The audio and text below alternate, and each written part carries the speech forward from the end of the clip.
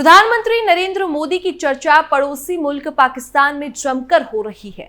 Pakistani media के हवाले से दावा किया जा रहा है कि हाल ही में पीएम मोदी पाकिस्तान पहुंचे हैं। क्या वाकई पीएम मोदी पाकिस्तान गए थे? क्या है पूरा मामला? चलिए आपको सब कुछ विस्तार से बताते हैं हमारे खास शो बियॉन्ड बॉर्डर में। पाकिस्तान पहुंचे पीएम मोदी। पाकिस्तान में 46 मिनट रहे पीएम मोदी। शहबाज शरीफ का छूट गया पसीना। पोलैंड से लौटते वक्त पहुंचे लाहौर। नमस्कार, आप देख रहे हैं कैपिटल टीवी और मैं हूं आपके साथ पारुल त्रिपाठी। प्रधानमंत्री नरेंद्र मोदी की चर्चा पड़ोसी मुल्क पाकिस्तान में तेज हो रही है। पाकिस्तानी मीडिया के हवाले से दावा किया जा रहा है कि हाल ही में पीएम मोदी का विमान काफी देर तक पाक एयरबेस में रहा है। पोलैंड से दिल्ली लौटते वक्त पीएम मोदी के विमान ने पाकिस्तान एयरबेस का इस्तेमाल किया। पाकिस्तान के जियो न्यूज के रिपोर्ट के हिसाब से ये जानकारी दी गई है। इसी के साथ पाकिस्तानी मीडिया हाउस ने कहा है कि वहां की सिविल एविएशन अथॉरिटी के अधिकारी के हवाले से इसकी जानकारी भी दी गई है, लेकिन इसी की आधिकारिक पुष्टि अभी तक नहीं हुई है। पाकिस्तान के एयरबेस में पीएम मोदी। रिपोर्ट में कहा गया है कि प्रधानमंत्री नरेंद्र मोदी ने हाल ही में पाकिस्तान के हवाई क्षेत्र का उपयोग किया। जब उनका विमान पोलैंड से दिल्ली लौट रहा था तब 46 मिनट तक पाकिस्तान के एयरबेस में रहा। तनावपूर्ण रिश्ते के बावजूद पीएम मोदी के विमान का पाकिस्तानी हाईवे क्षेत्र से होकर गुजरना हैरान करने वाला घटनाक्रम है। पाकिस्तान न्यूज रिपोर्ट के मुताबिक पाकिस्तान सिविल एविएशन अथॉरिटी से जुड़े सूत्रों ने बताया कि पीएम मोदी का विमान सुबह करीबन 10:15 बजे पाकिस्तानी एयरबेस में दाखिल हुआ और 11:01 पर इसे छोड़ दिया गया। इस दौरान विमान 46 मिनट तक पाकिस्तानी एयरबेस में रहा। पाकिस्तानी एयरबेस में प्रवेश किया और इस्लामाबाद और लाहौर के हवाई नियंत्रण क्षेत्रों से गुजरते हुए भारत के अमृतसर में प्रवेश किया। 2019 में पाकिस्तान ने लगाया था बैन। पाकिस्तान ने 26 फरवरी 2019 को पाकिस्तान के बालाकोट में एयर स्ट्राइक की थी। इसके बाद पाकिस्तान ने भारतीय विमानों के लिए अपने हवाई क्षेत्र को पूरी तरह से बंद कर दिया था। पाकिस्तान ने मार्च में आंशिक रूप से एयरबेस खोला, लेकिन भारतीय उड़ानों के लिए इसे प्रतिबंधित रखा। एक रिपोर्ट के हिसाब से दावा किया गया है कि 2019 में भारत ने पीएम मोदी के विमान के लिए पाकिस्तान के एयरबेस का इस्तेमाल करने की परमिशन मांगी थी। इसे कश्मीर विवाद की वजह से पाकिस्तान ने खारिज कर दिया था। प्रधानमंत्री मोदी के विमान को जर्मनी जाने के लिए पाकिस्तान के एयरबेस की जरूरत थी। हालांकि 2 साल बाद पाकिस्तान ने भारतीय प्रधानमंत्री की नॉन स्टॉप उड़ान को अमेरिका जाने के लिए अपने हवाई क्षेत्र से गुजरने की अनुमति दे दी थी। इसी के साथ पाकिस्तानी मीडिया से बातचीत के दौरान पाकिस्तान के अधिकारी ने कहा कि मोदी जैसे ही भारत पहुंचेंगे, उनके आलोचक हमारे एयरबेस का इस्तेमाल करने पर उन्हें घेरना शुरू कर सकते हैं। वहीं पाकिस्तानी मीडिया ने मोदी के पाकिस्तान का एयरबेस इस्तेमाल करने को दोनों देशों के संबंधों के लिए अच्छा संकेत माना है। कैसे होती है प्रधानमंत्री की ट्रेवल रूट की सुरक्षा? भारत के प्रधानमंत्री के विदेश दौरे से पहले SPG ASL air traffic control team उड़ान मंत्रालय के अधिकारी ट्रैवल रूट पर मीटिंग करते हैं। रास्ते में पड़ने वाले सभी एयर ट्रैफिक कंट्रोल यानी एटीसी को इसकी जानकारी दी जाती है। मीडिया रिपोर्ट्स के मुताबिक पीएम मोदी बोइंग 777-337 एयरक्राफ्ट का इस्तेमाल करते हैं। इसमें खुद का अपना मिसाइल डिफेंस सिस्टम इनबिल्ट होता है। एयर इंडिया वन दुश्मन के रडार को आसानी से चकमा दे सकता है। इसमें जैमर नेटवर्क और सिग्नल जाम करने की तकनीकी भी दी गई है। वहीं हीट को कैप्चर करने वाली मिसाइलों से बचने के लिए भी इसमें सुविधाएं हैं। इसके लिए किसी क्रू मेंबर की भी आवश्यकता नहीं होती। विमान में ये खूबियां ऑटोमेटिक काम करती हैं। पाकिस्तान में भारत से संबंध सुधारने की मांग। पाकिस्तान में नई सरकार बनाने के बाद भारत से संबंध सुधारने की मांग उठ रही है।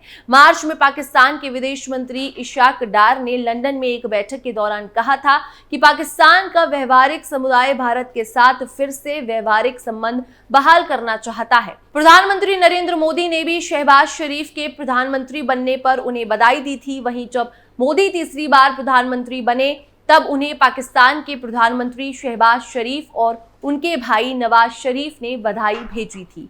नवाज ने कहा था कि तीसरी बार प्रधानमंत्री बनने पर मोदी जी को मेरी हार्दिक बधाई। चुनावों में आपकी पार्टी की सफलता आपके नेतृत्व में लोगों का भरोसा दिखाती है।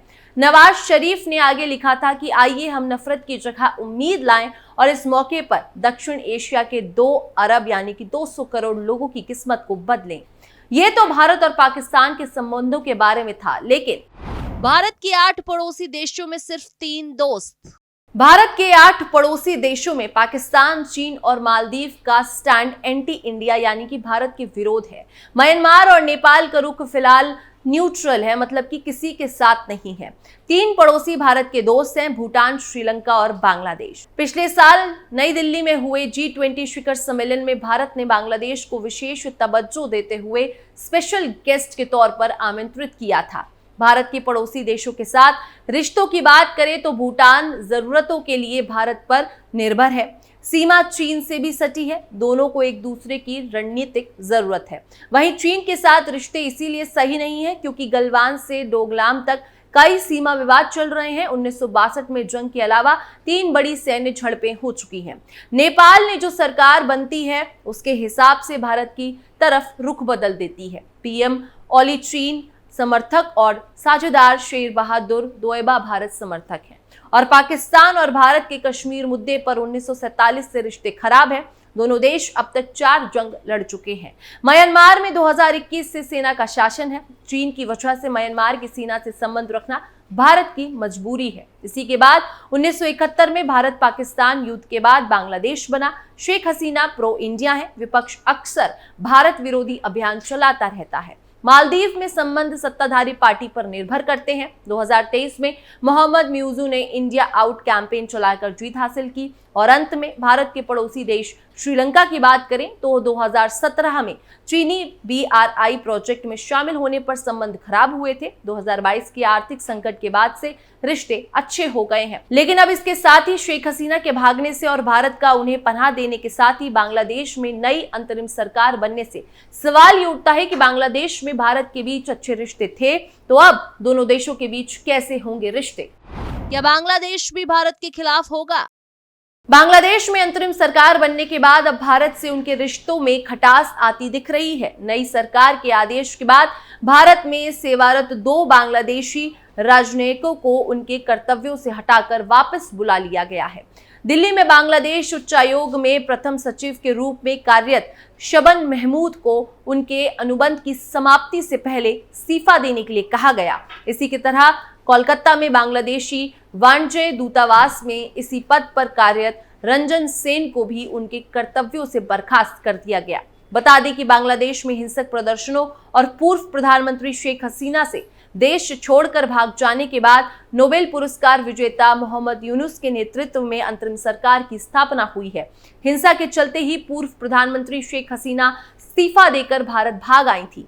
46 वर्षीय हसीना 5 अगस्त को बांग्लादेश से हेलीकॉप्टर में भारत आई थी। दरअसल प्रदर्शनकारियों ने ढाका की सड़कों पर कब्जा कर लिया था। हसीना के पद से हटने से पहले पूरे देश में भयंकर हिंसा फैली थी, जिसमें अशांति के दौरान 450 से अधिक लोग मारे गए थे। इस पूरे तख्तापलट पर सामने आया कि शेख हसीना के खिलाफ साजिश के पीछे केवल जमात नहीं बल्कि पाकिस्तान की खुफिया एजेंसी ISI भी है। जमात में इतना दम नहीं कि वो केवल अपने दम पर एक सरकार का तख्ता पलट कर दे। इसे एक पूरी सोची समझी रणनीति और चाल के बाद अंजाम दिया गया है। धरने, प्रदर्शन और आंदोलन को आगे बढ़ाने के लिए पैसों की जरूरत होती है। इसी के लिए जमात के पास पैसा और लॉजिस्टिक सपोर्ट जाहिर तौर पर ISI से मिला है। खबर यह भी है कि बांग्लादेश और पाकिस्तान के बीच हथियारों की डील भी हुई थी। पाकिस्तान 3 फेज में बांग्लादेश को हथियार और गोला बारूद देगा। ये बांग्लादेश और पाकिस्तान के बीच नेक्सस का खुलासा करता है। गौर से देखने पर इस तख्तापलट के पीछे हिंदुओं और भारत के खिलाफ नफरत की भावना है जो हसीना के रहते दबी हुई थी, या हसीना के कट्टरपंथी तत्वों पर इतना नकेल कसा हुआ था कि वो अपने मंसूबों में सफल नहीं हो पा रहे थे। अब उन्हें एक बार फिर मौका मिला है। मौका क्या मिला है? एक तरह से सरकार और सेना दोनों जगह उनका दबदबा बन चुका है। अब वो यूनुस सरकार से वही करवा रहे हैं जो वो चाहते थे। रिपोर्टों की माने तो बांग्लादेश से हसीना के खिलाफ जो साजिश की जा रही थी और रची जा रही थी उसके पीछे का कट्टरपंथी संगठन जमात इस्लामी है। लेकिन जैसे पीएम मोदी ने स्वतंत्रता दिवस पर लाल किले से बांग्लादेश को हिदायत दी थी, उसी के अगले दिन बांग्लादेश के प्रधानमंत्री पीएम मोदी को कॉल करके बात कर रहे थे और साथ ही उन्होंने हिंदुओं पर हो रहे अत्याचार को भी स्वीकारा था और हिंदुओं की स्थिति बेहतर होगी इसका आश्वासन भी दिया था। फिलहाल इस खबर में बस इतना ही। बाकी देश और दुनिया की तमाम खबरों के लिए आप देखते रहिए कैपिटल टीवी।